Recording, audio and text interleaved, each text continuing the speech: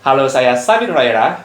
Sejujurnya alasan saya baca serial Red Queen ini adalah karena beberapa minggu terakhir saya kesulitan tidur dan saya memutuskan untuk membaca buku ini dengan harapan mata saya lebih cepat lelah dan saya lebih gampang tidur gitu. Namun faktanya itu tidak berhasil karena saya masih sulit tidur, entah karena memang sulit tidur atau karena malah buku ini yang terlalu menarik gitu kan dan bikin saya penasaran. Tapi overall buku ini terus terang bagi saya pribadi menarik banget, ceritanya bagus dan saya rekomendasiin banget kamu untuk membaca buku ini. Saya sebenarnya udah lama lihat buku ini di toko-toko buku ataupun toko online, tetapi karena ini covernya kan agak-agak polos-polos gini gitu kan. Jadi dan pengarangnya itu kan si Victoria F. Wyatt, itu cewek. Jadi saya tadi ngiranya ini buku-buku genre romance gitu kan, romantis, dimana saya terus terang nggak tertarik gitu kan dengan genre romance. Apalagi memang kalau kita lihat di toko buku banyak gitu kan buku-buku yang genre romantis itu dipajang karena memang pasti banyak peminatnya gitu kan, cewek-cewek pasti senang banget. Jadi saya tadi awalnya mikir ini dipajang karena memang laris dan dia punya genre romance gitu kan, tetapi suatu ketika saya baca sinopsisnya di belakangnya, rupanya genrenya ini lebih ke arah fantasi dan ada action-actionnya juga gitu kan. Jadi saya langsung coba baca sedikit dan tertarik gitu. Jadi buku ini menceritakan tentang apa sih? Sebenarnya buku ini menceritakan tentang sebuah perjuangan dari suatu kaum lemah ingin menggulingkan suatu pemerintahan rezim tirani gitu kan, yang bisa dibilang memperbudak mereka gitu kan. Tapi memang dikemas dengan tema fantasi yang oke banget dan bikin saya tertarik gitu kan. Oke nya kayak gimana sih? Jadi saya ibaratnya kayak nonton kaumnya di film X-Men gitu kan melawan kaumnya di film Avatar The Legend of Aang. Jadi kalian tahu kan kalau di Avatar itu mereka punya pengendali air, udara, tanah dan api gitu kan. Dan biasanya itu keluarga-keluarga gitu kan. Ada keluarga klan sana itu api gitu kan. Kemudian sementara di X-Men itu masing-masing orang punya kemampuan berbeda-beda berdasarkan mutasi yang bisa dibilang agak-agak acak gitu kan, dari mana asal mutasinya. Jadi masing-masing orang punya kemampuan yang berbeda-beda, nggak seragam kayak di film Avatar The Legend of Aang. Nah, jadi di buku ini agak-agak mirip gitu kan. Jadi ceritanya kayak gimana sih? Jadi ceritanya kayak gini. Di dunianya si Red Queen ini ada dua jenis manusia. Yang pertama manusia yang punya darah warna merah, yang kedua manusia yang punya darah berwarna perak. Jadi biar gampang saya akan sebut si merah dan si perak gitu kan. Nah, si merah ini sama kayak kita, manusia biasa aja gitu kan. Sementara si perak, dia adalah manusia yang punya kemampuan khusus lainnya gitu kan. Jadi ada keluarga-keluarga perak ini yang bisa mengendalikan besi gitu kan, ada yang bisa mengendalikan air, ada yang bisa membaca pikiran orang gitu kan, ada yang bisa menyembuhkan orang gitu kan, menyembuhkan hanya dengan kekuatan aja gitu kan. Dan berbagai macam klan gitu kan, ada banyak klan lah intinya. Nah, sementara yang merah ini nggak punya kekuatan apa-apa gitu kan. Nah, untuk jumlah gitu kan, orang-orang merah ini jauh lebih banyak daripada orang-orang perak. Tetapi karena orang-orang perak ini ibaratnya lebih sakti gitu kan, sehingga di serial Red Queen ini orang-orang perak ini menjadi penguasa di seluruh kerajaan yang ada di dunia ini gitu kan, karena mereka punya kemampuan yang berlebih gitu kan dibanding orang-orang biasa gitu kan. Sebagai contoh, satu orang perak penguasa orang perak yang kemampuannya itu punya kulit batu gitu kan, mereka bisa membunuh puluhan bahkan ratusan orang merah dengan sendirian saja gitu kan, sehingga ketika mereka bertempur ya otomatis orang-orang merah ini besar kemungkinan kalah gitu kan, kalah dalam perperangan gitu. Sehingga pada akhirnya kaumnya merah ini diperbudak oleh si kaumnya si perak gitu kan. Jadi orang-orang merah di buku ini mereka tuh biasanya cuman sekedar pelayan-pelayan gitu kan. Kemudian mereka orang-orang miskin lah, tempat-tempat kumuh itu pasti teman-teman orang merah atau buru-buru pabrik yang memang nggak pernah melihat sinar matahari dan segala macam. Pokoknya memang orang-orang merah di sini tersiksa banget lah kehidupannya gitu kan. Nah, kita kembali ke cerita. Jadi di buku ini pemeran utamanya adalah si Mare Barrow, seorang cewek yang masih muda gitu kan, belum nyampe 20 usianya.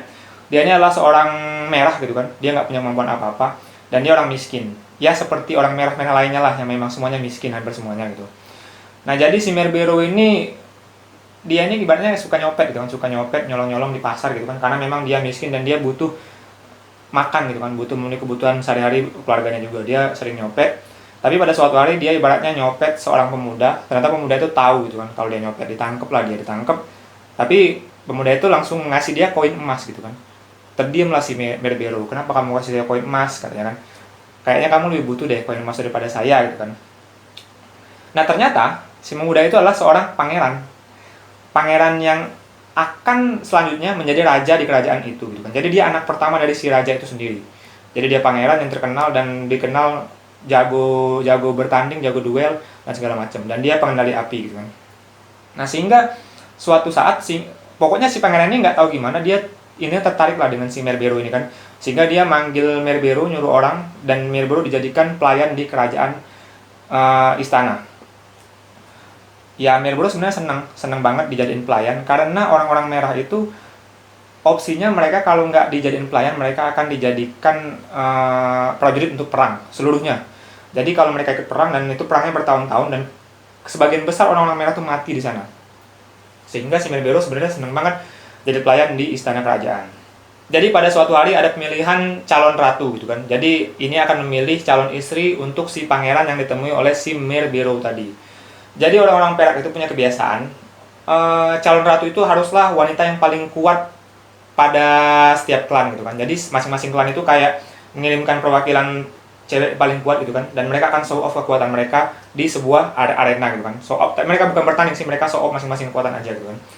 Nah singkat cerita pada saat itu terjadi kecelakaan di mana salah satu kontestan itu mengenai si Merbero.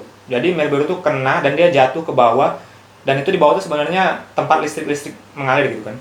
Nah Merbero itu otomatis tersengat listrik dengan tegangan yang sangat tinggi tadi, dan dia padahal sebenarnya ngira waduh mati nih gua katanya kan, bakalan gosong sebentar lagi. Tetapi nyatanya Merbero nggak mati. Bahkan yang mengejutkan, dia bangkit dan dia bisa menguasai listrik itu sendiri. Bahkan dia bisa menembakkan listrik dari dalam tubuhnya tadi gitu kan. Sehingga Merbero pun bingung gitu kan. Dan itu mengerikan listriknya itu. Dan yang buat orang-orang Perak itu terkejut, kan si Merbero pakai pakaian pelayan kan, otomatis dia merah. Orang-orang Perak, bangsawan-bangsawan melihat semua tuh. Kok bisa-bisanya orang merah memiliki kemampuan gitu kan. Apalagi itu listrik, di mana listrik itu tidak dimiliki satupun oleh klan apapun di darah Perak gitu kan. Sehingga orang Perak shock gitu kan.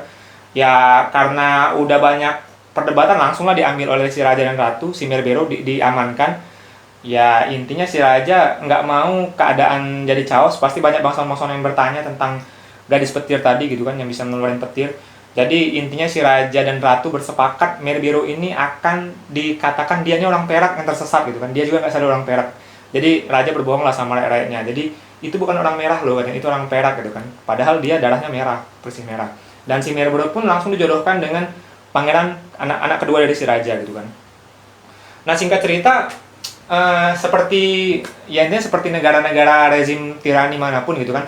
Ketika ada pemimpin atau pemerintahan yang tirani atau otoriter banget, pasti akan muncul organisasi yang mulai bergerak untuk melakukan revolusi atau menggulingkan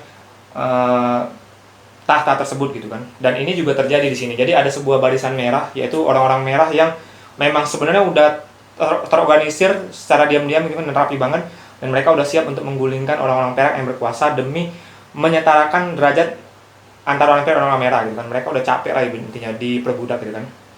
Nah Merbero ini ya karena dia juga ada pergolakan batin, dia juga pernah ngerasain perbudakan, dan kakaknya juga pernah ikut perang dan hampir mati semua juga kan. Jadi dia ini sepakat untuk menjadi mata-mata sebagai barisan merah di kerajaan tadi gitu kan. Jadi dia di sisi rajanya dia dibohongin dia orang Perak gitu kan. Di sisi barisan merah dia juga sebagai mata-mata gitu kan. Dan akhirnya ya itulah intinya usaha dia. Dan sepanjang 4 buku ini nanti bercerita tentang gimana si Merbero ini beserta barisan merah berjuang untuk ibaratnya membentuk sebuah pemerintahan baru yang lebih baik dan memiliki kesamaan derajat antara kaum Perak dan kaum merah tadi. Jadi 4 buku ini menceritakan tentang itu. Namun ya tentu saja ada juga tentang kisah-kisah asmaranya gitu kan, ada juga tentang kisah-kisah keluarganya dan segala macem. Jadi bagus banget sih menurut saya pribadi. Buku ini sebenarnya mengingatkan saya dengan suatu hal gitu kan, yang memang terjadi dengan kondisi kita sendiri gitu kan. Jadi seperti kita ketahui, orang-orang kulit hitam dulunya itu diperbudak oleh orang-orang kulit putih gitu kan, di benua Amerika ataupun Eropa gitu kan. Yang zaman dulu pun mungkin orang-orang putih nggak percaya gitu kan. Yang mereka juga mempercayai bahwa orang-orang kulit putih itu lebih superior dibandingkan orang-orang kulit hitam. Padahal pada kenyataannya enggak gitu kan. Mereka mengatakan orang kulit hitam itu lebih bodoh dari kita. Lebih apalah dari pokoknya mereka. Jadi mereka merasa mereka itu lebih tinggi derajatnya daripada orang-orang kulit hitam tadi.